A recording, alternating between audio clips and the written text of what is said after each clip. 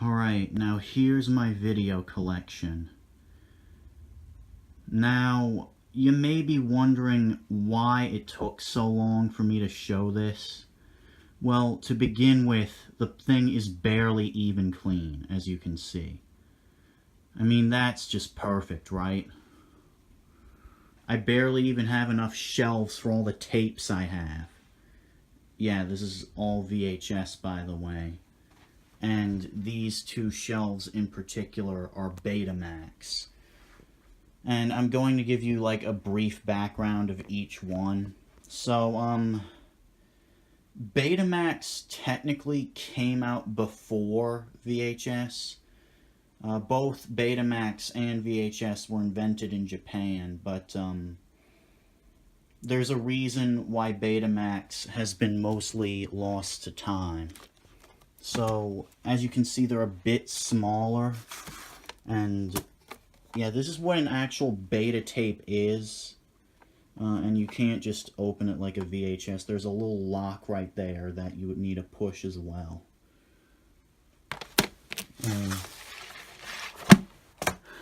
Yeah, there are only like a few movies that, that Betamax was actually put on. So, they were actually made by Sony. Yeah, the big tech company Sony. And, get that off. Sony actually was trying their best to make a home video system.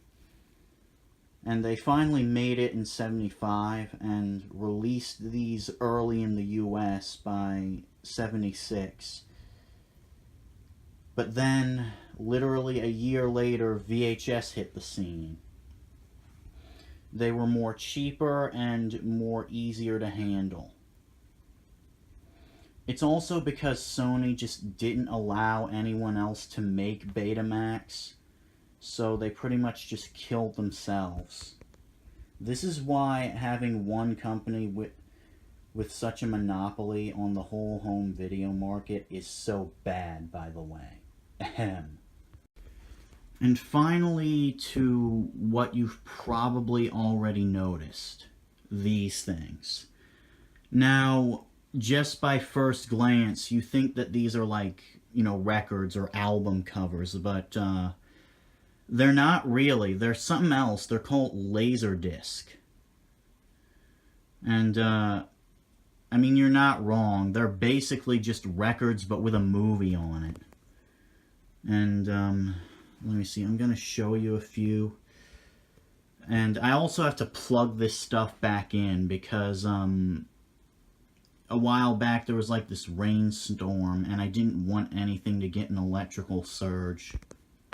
Okay, so, this movie is very lessly known, but, I'm just going to use it as a test run.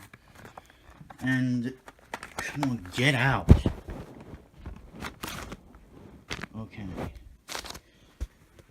So, like right now, yeah, this is a lesser known movie, but this is what a LazerDisc actually is, if you don't know, and geez, that is some crazy light reflection. So yeah, I'm just gonna put this in the LazerDisc player, and yeah, it's right here.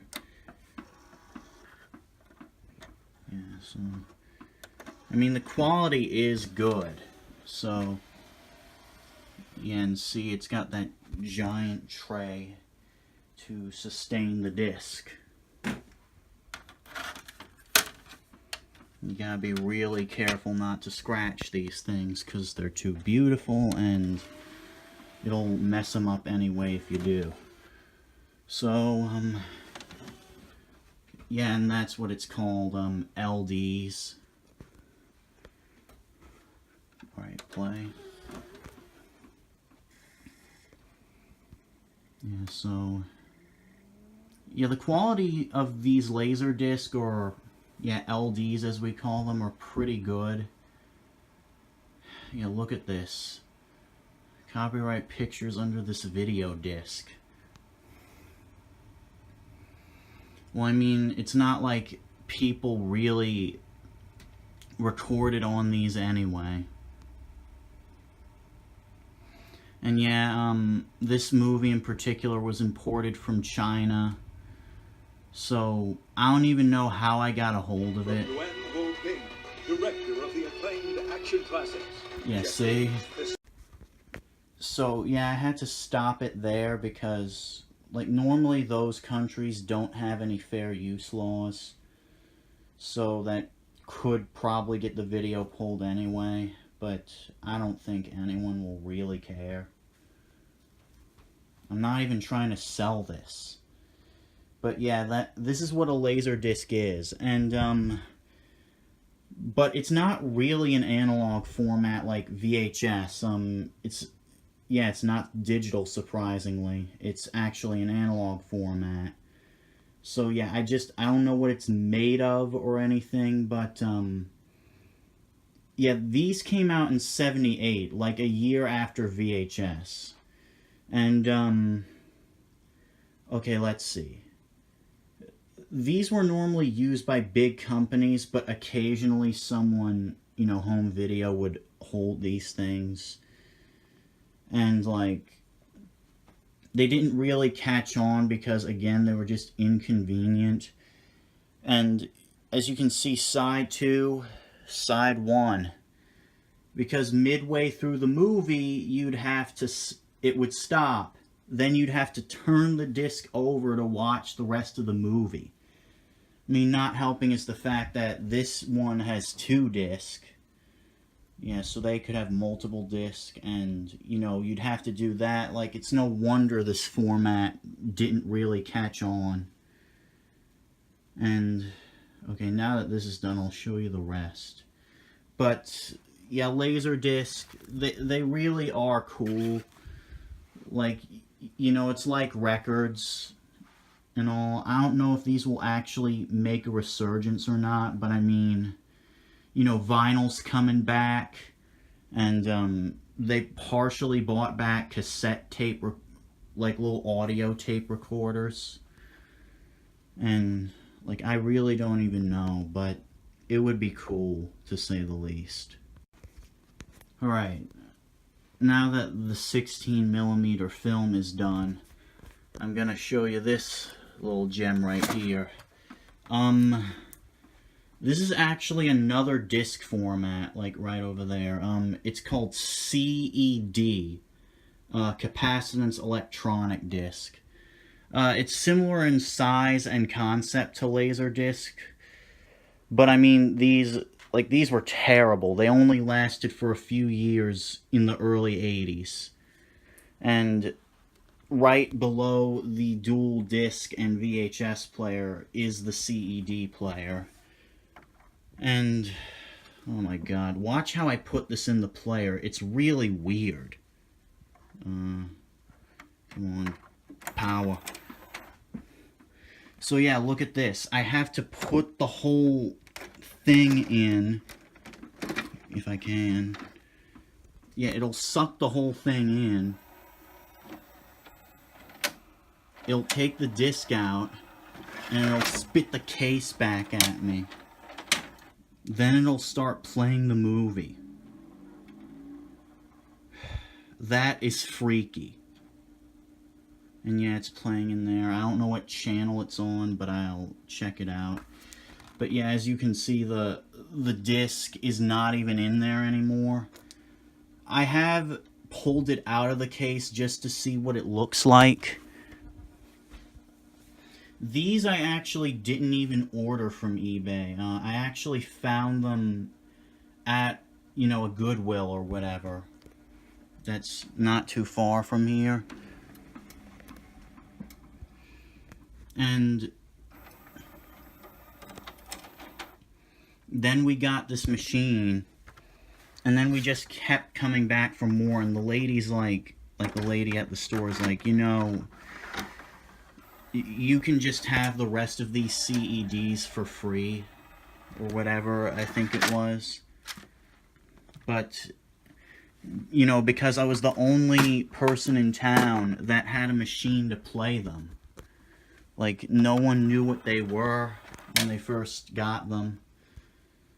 So it was weird, and yes, that's just a bunch of VHS tapes right there, and yeah, I have a film scanner and a digitized VHS machine, because, yeah, I normally get commissioned to do this kind of job, so, like, why not? Collect and restore.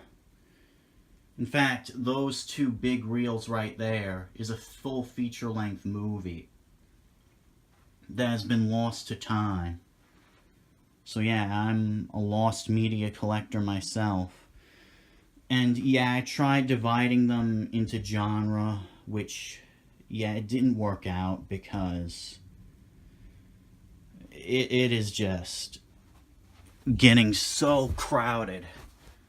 Like, look at all this. I have piles of these. Some of them from my childhood, and some of them I recently got.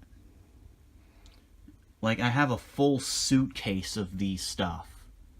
Like, of this stuff. Because, you know, my girlfriend allowed me to have some of these.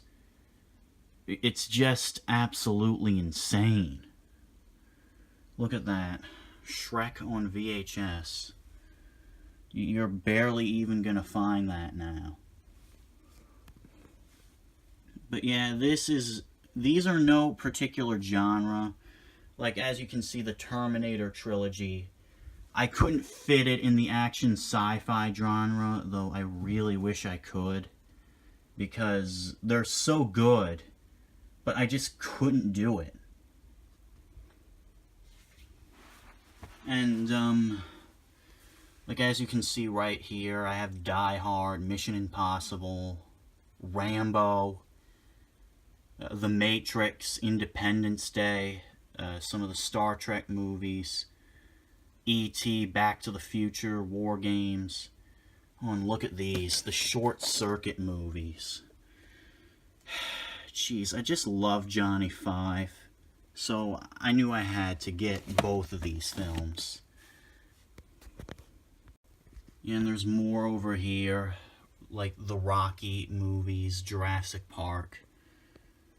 Yeah, I don't know why I have Kevin Costner's Waterworld. That movie sucks. Yeah, these are comedies, or at least I was told they are. The Indiana Jones trilogy, Jumanji, The Karate Kid. And, you know, you have to have the thriller movies, because VHS, like, that was its big prime.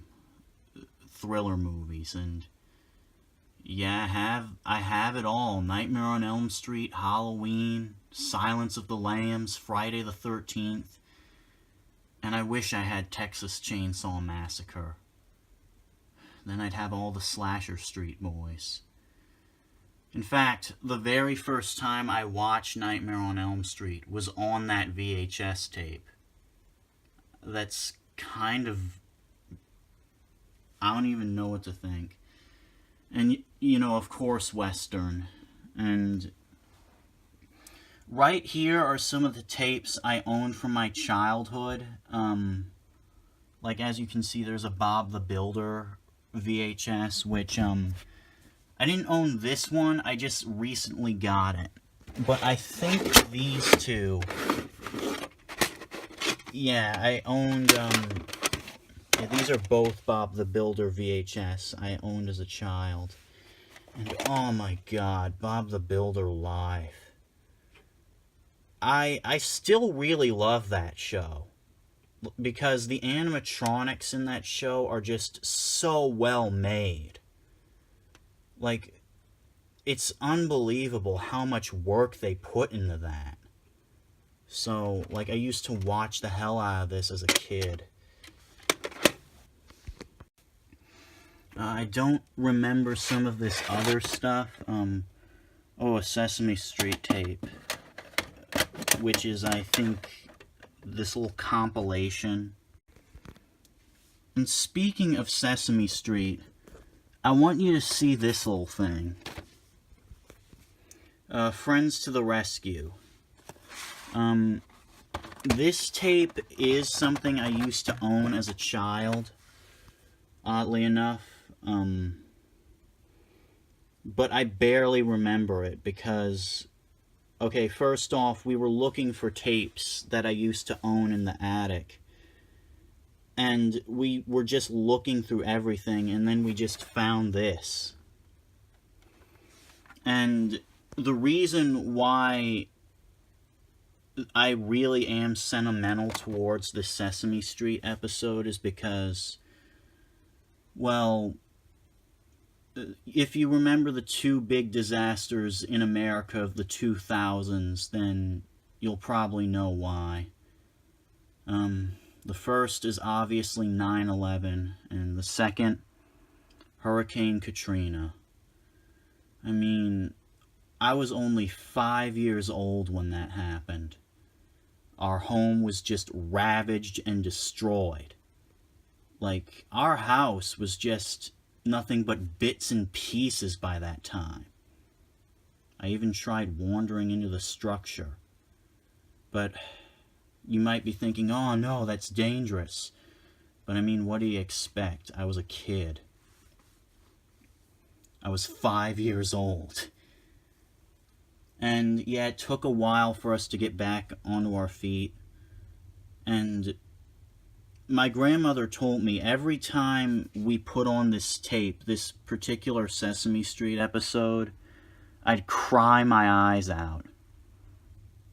Because, you know, it just hit childhood trauma.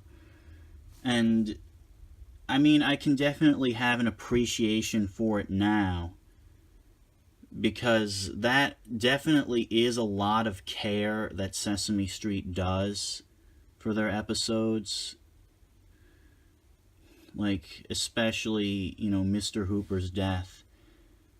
I mean, I guess it also could have taught us to better prepare, because this episode actually came out in 2001, before both of those events happened. Right here is just a random assortment of Disney and Pixar movies. I know I have a Bug's Life in that suitcase. Like, I really need to reorganize some of this stuff. And again, you know, that's what's been keeping me from doing all of this.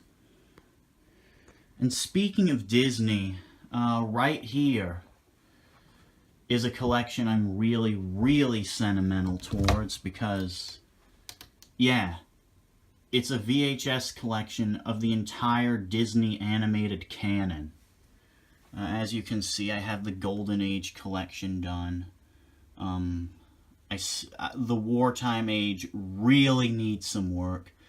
The Silver Age, some of them didn't have cases for some reason because I just owned them as a child.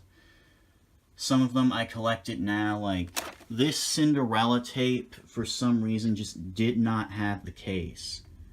Like, I don't know, maybe we threw it out because it was falling apart, but I honestly feel really guilty doing that. Because look at these cases, they're beautiful. Then, well, the Bronze Age definitely needs some work, and oh boy, the Renaissance Age. I'm only missing one movie. Jealous, anyone? The Little Mermaid was also a tape I had as a child, but I just didn't have the case. But my girlfriend, Rosie, she supposedly had an empty case of this movie. And so I'm like, I'll just take this off of you and put the thing in there. So thank God I found it. This is also another projector for 8mm this time.